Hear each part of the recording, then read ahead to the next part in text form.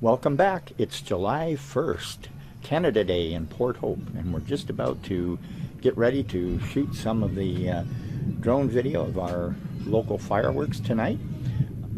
We had a bit of a thunderstorm roll through this afternoon, so it got a little bit windy and I had a little bit of rain, but it's cleared up very nicely, so it looks like we're going to be ready to cover our fireworks tonight.